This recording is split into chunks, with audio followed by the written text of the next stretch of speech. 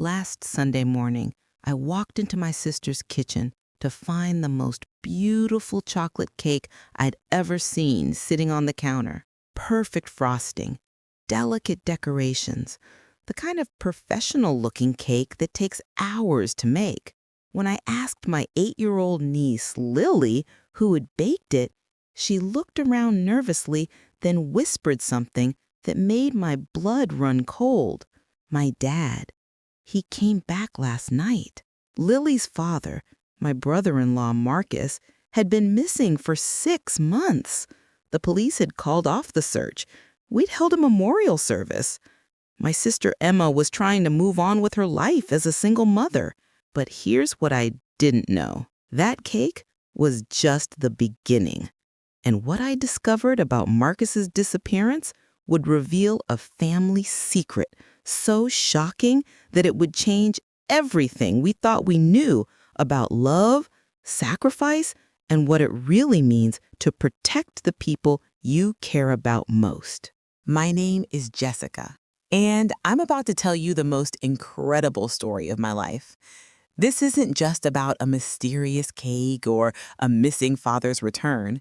It's about how far someone will go to protect their family, even if it means letting them believe the worst about you. By the end of this story, you'll understand that sometimes the people who seem to abandon us are actually the ones fighting the hardest to save us. And sometimes a simple chocolate cake can be the key to unlocking the truth about everything. To understand why Lily's words terrified me, you need to know about Marcus Williams and the night he vanished without a trace. Marcus had been married to my sister Emma for 10 years. He was the kind of father every kid deserves. Patient, loving, always ready with a bedtime story or a piggyback ride. He worked as a software engineer, coached Lily's soccer team, and had never missed a single one of her school plays. Then, 6 months ago, everything changed. It was a Tuesday in March. Marcus had been acting strange for weeks, taking mysterious phone calls, staying late at work, seeming distracted and worried about something he wouldn't discuss. That Tuesday night, Emma woke up at 3 a.m. to find Marcus's side of the bed empty. His car was gone. His wallet, phone, and wedding ring were sitting on the kitchen counter next to a note that simply said, "I'm sorry, I have to go. Don't look for me." No explanation, no goodbye to Lily, no indication of where he was going or why. Emma called the police, but there wasn't much they could do. Marcus was an adult who had left voluntarily, taking nothing but the clothes on his back and whatever cash he had in his wallet. For months, we searched for answers. Emma hired a private investigator. We checked with Marcus's co-workers, his friends, his family. We scoured his computer and phone records for clues. But Marcus Williams had simply vanished.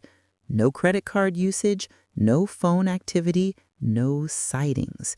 It was like he had evaporated into thin air.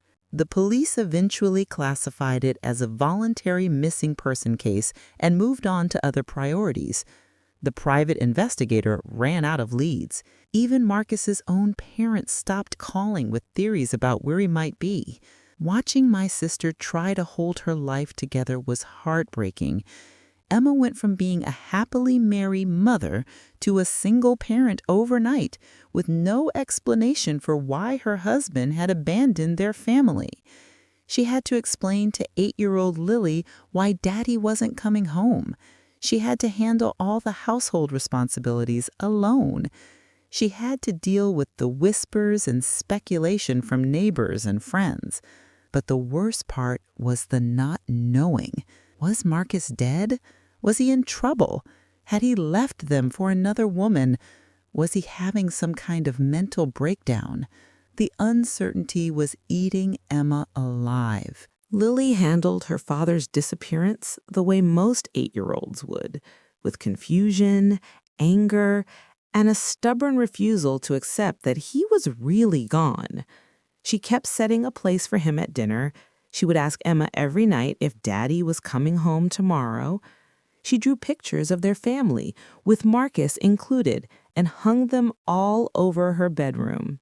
"Daddy didn't leave us," she would insist whenever anyone suggested that Marcus might not be coming back. "He's just lost.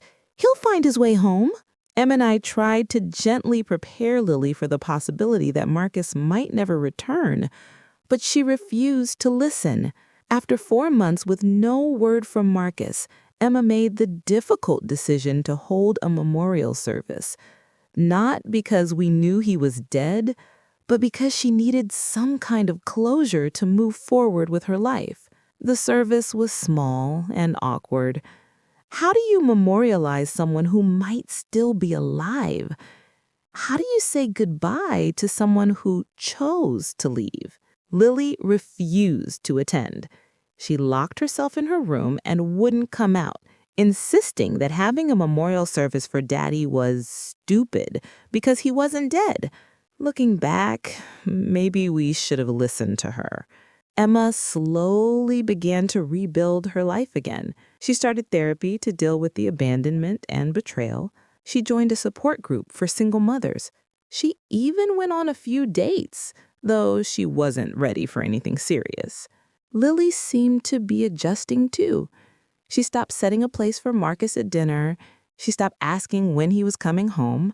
She even took down some of the family pictures from her bedroom wall. We thought she was finally accepting the reality that her father wasn't coming back.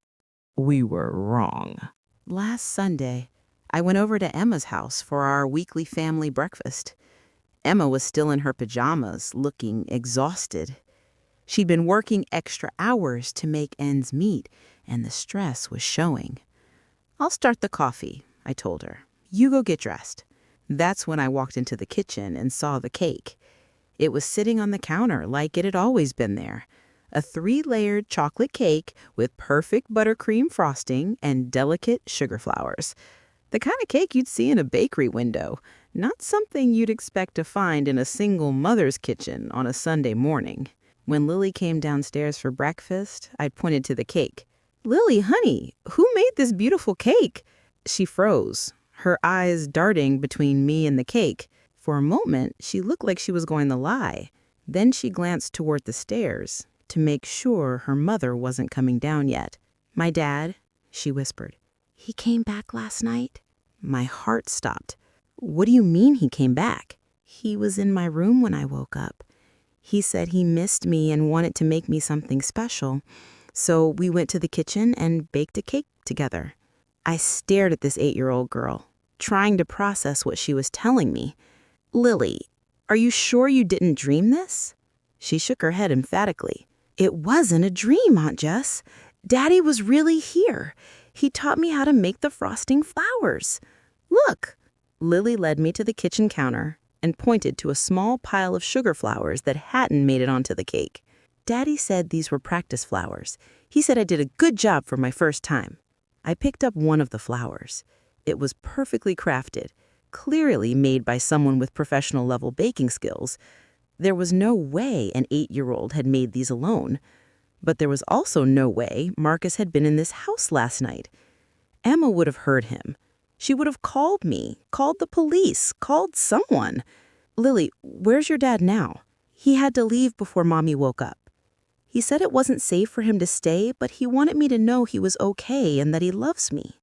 I was faced with an impossible situation.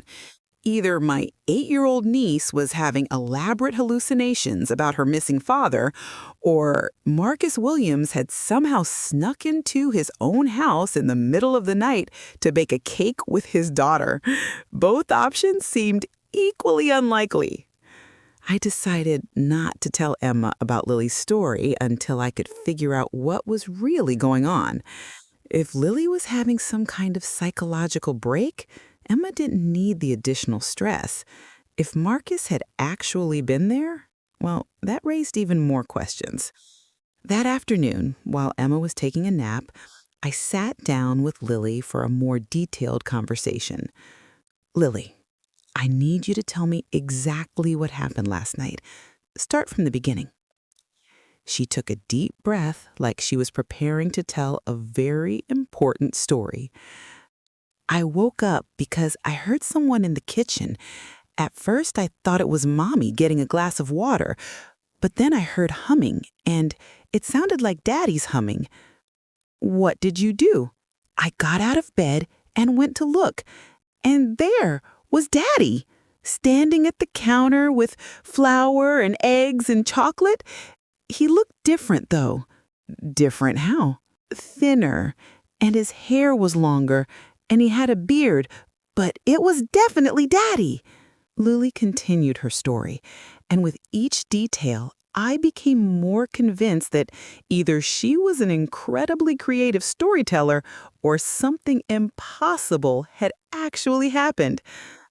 Daddy saw me and smiled, but he also looked sad. He said, "Hi, baby girl. I've missed you so much." And I ran to him and hugged him, and he felt real, Aunt Jess. He felt like Daddy. What did he say about where he's been? He said he's been somewhere far away, helping some people who were in trouble. He said he couldn't come home yet because it might put me and Mommy in danger. Danger from what? He didn't say, but he said he thinks about us every day and that he's working really hard to make it safe for him to come home for good. Then what happened? He asked if I wanted to learn how to make a special cake. He said it was a recipe his grandmother taught him when he was little, and he wanted to teach it to me. Lily's eyes lit up as she described the next few hours. We worked together for a long time. Daddy showed me how to measure the ingredients and mix the batter. He taught me how to make the frosting and how to pipe the flowers. He said I was a natural baker, just like his grandma. Did he say anything else about where he's been or when he might come home? Lily's expression grew serious. He said he couldn't tell me where he is because it's safer if I don't know, but he promised that as soon as it's safe, he'll come home and never leave again. How did he leave? When we finished the cake, he hugged me for a really long time. He said he had to go before Mommy woke up, but that I should tell her he loves her and that he's sorry for everything. Did he say why he couldn't see Mommy? Lily shook her head. He just said it was too dangerous right now, but that someday soon we'll all be together again. And then he left?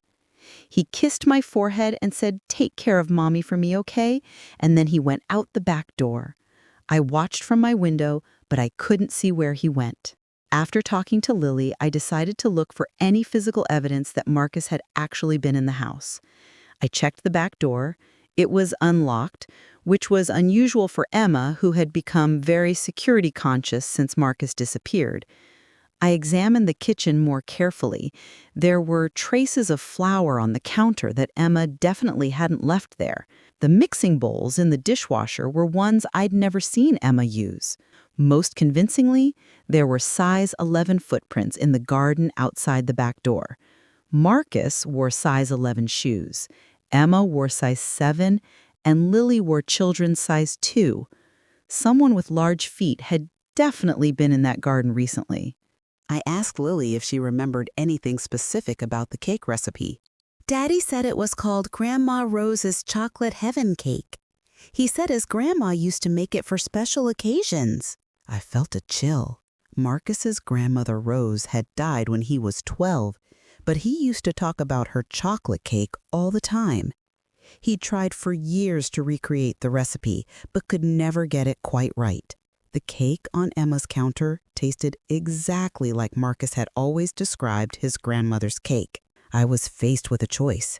Tell Emma what Lily had told me or keep investigating on my own first. I decided to do some research before involving Emma. If Marcus was really alive and had been in the house, there had to be a logical explanation for why he was hiding and why he couldn't come home openly. I started by looking into Marcus's work situation more carefully. His company had said he'd quit without notice, but I wanted to dig deeper. What I found at Marcus's former workplace changed everything. I spoke to his former supervisor, who told me something that hadn't come up in the original investigation. Marcus had been working on a project involving financial software for a major client. Just before he disappeared, He'd discovered some irregularities in the client's data that suggested large-scale money laundering. Marcus was really upset about it, his supervisor told me. He said he thought the client was using our software to hide illegal transactions. He wanted to report it to the authorities, but the company executives told him to keep quiet about it. What happened then? He said he couldn't ignore it. He said he had a family to think about and couldn't be part of covering up criminal activity. The next week, he was gone. I hired my own private investigator, a different one than Emma had used, and asked him to look specifically into the client Marcus had been concerned about. What he found was terrifying. The client was a front company for a criminal organization involved in money laundering, drug trafficking, and worse.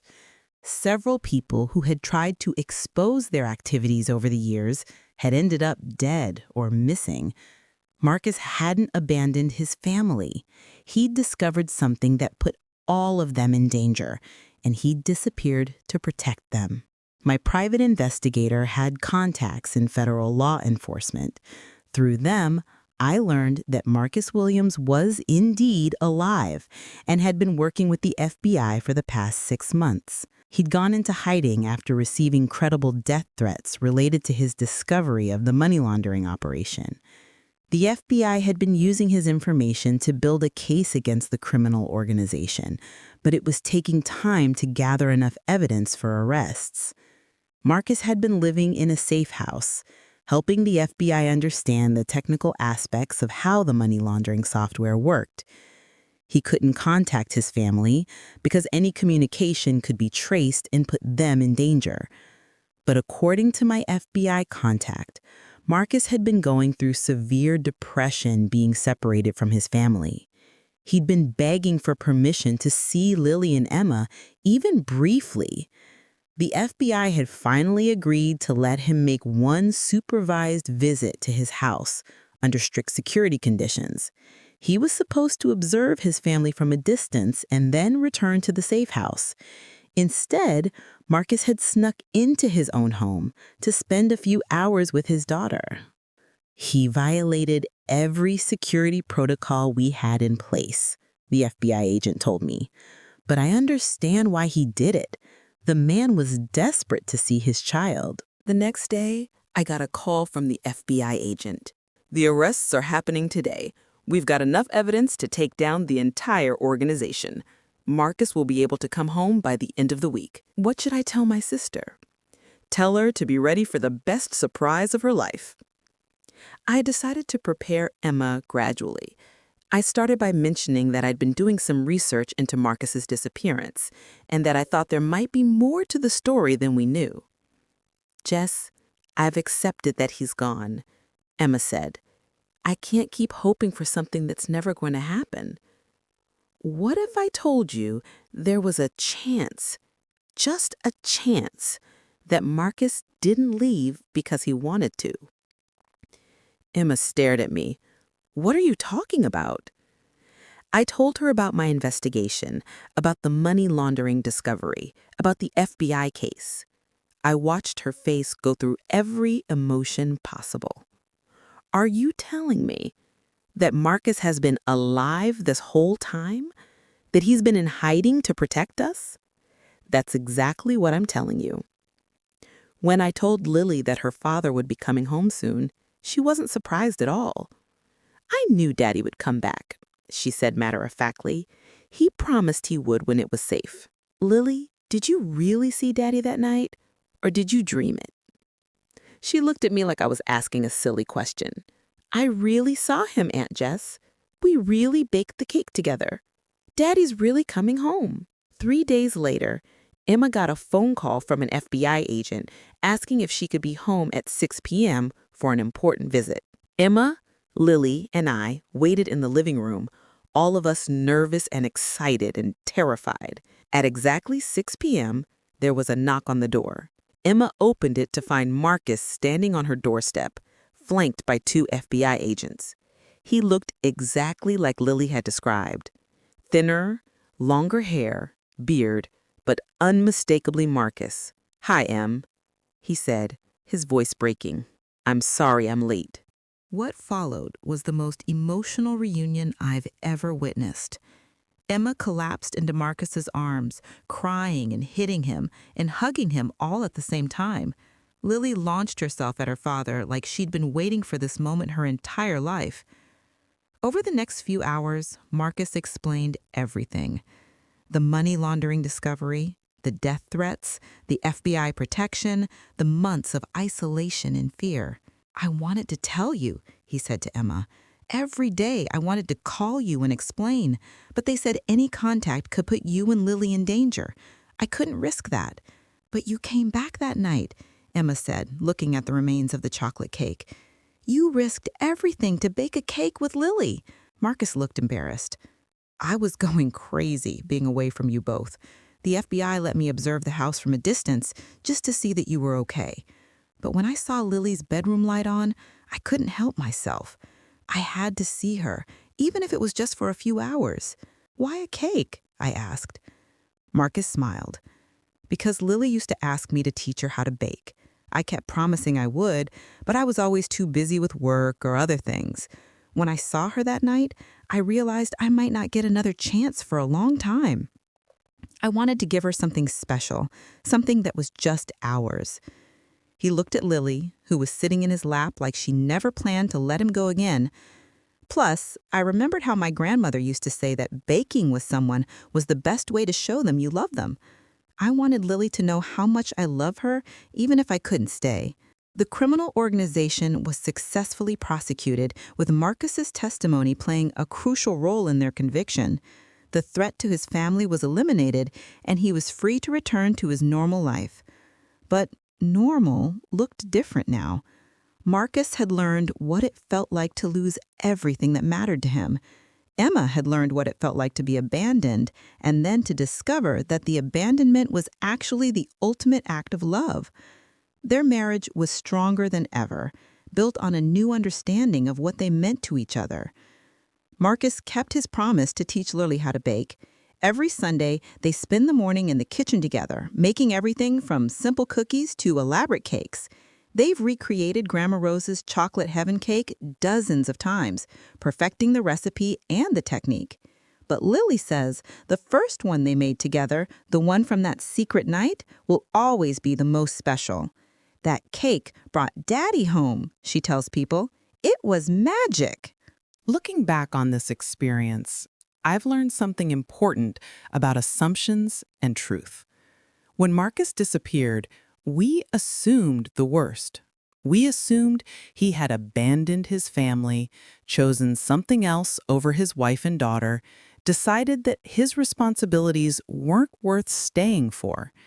But the truth was the opposite. Marcus had sacrificed everything: his freedom, his family, his normal life, to protect the people he loved most. The cake wasn't just a baking lesson between a father and daughter. It was proof that love finds a way, even in the most impossible circumstances. But the most important lesson came from Lily herself. While all the adults in her life were ready to give up hope, she never stopped believing that her father would come home. She didn't just believe it, she knew it. And when he did come back, even for just one night, she was ready for him. "I always knew Daddy didn't leave us," she told me recently. "Daddies who love their little girls don't just leave. They find a way to come back." Marcus's story has changed how our entire family thinks about crisis and communication. We've learned that sometimes the people we love most have to make impossible choices to protect us, and those choices might look like betrayal from the outside. We've also learned that children sometimes understand love better than adults do. Lily never doubted her father's love, even when all the evidence suggested she should. The next time someone you love seems to disappear from your life without explanation, remember Marcus and the chocolate cake. Remember that sometimes the people who seem to abandon us are actually fighting battles we can't see to keep us safe. Remember that love doesn't always look like presence. Sometimes love looks like absence, sacrifice, and the willingness to be misunderstood in order to protect what matters most. And remember that sometimes the most important truths come from the mouths of children who refuse to give up hope, even when all the adults around them have stopped believing in miracles. But there's one more thing about this story that I haven't told you yet, something I discovered just last week that makes me believe there was more to that midnight baking session than even Marcus realized. Because when I was helping Emma clean out some old boxes, I found something that changed everything I thought I knew about that night and about Lily's connection to her father. I found a letter that Marcus had written to Lily before he disappeared, a letter he had never had the chance to give her, a letter that described in perfect detail the exact cake they would bake together 6 months later. A letter that included the complete recipe for Grandma Rose's chocolate heaven cake written out in Marcus's handwriting, with a note that said, "For when you need to remember that Daddy loves you, even when he can't be there to show you." Marcus hadn't just decided to bake a cake with Lily that night. He'd been planning it from the moment he disappeared, knowing somehow that there would come a time when she would need that proof of his love. But how he knew exactly when that time would come and how Lily knew to be ready for him, well, that's a mystery that makes me believe in magic after all.